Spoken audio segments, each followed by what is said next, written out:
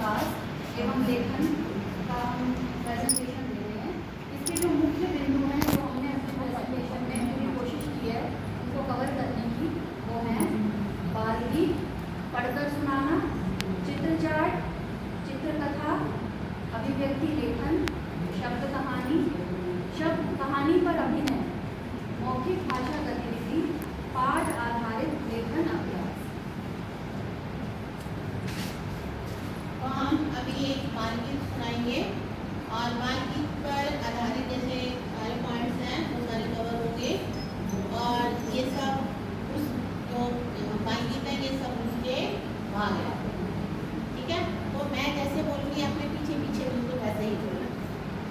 पहाड़ी पर पेड़ था, पहाड़ी पर पेड़ था, पहाड़ी पर एक पेड़ था, पहाड़ी पर एक पेड़ था, पहाड़ी पर एक पेड़ था, पहाड़ी पर एक पेड़ था, पहाड़ी पर एक पेड़ था, पेड़ पर तना था, पहाड़ी पर एक पेड़ था, पेड़ पर तना था, पहाड़ी पर एक पेड़ था, पेड़ पर तना था, पहाड़ी पर एक पेड़ था, पेड़ पर तना था, पहाड़ी पर एक पेड़ था, पेड़ पर तना था, तने पर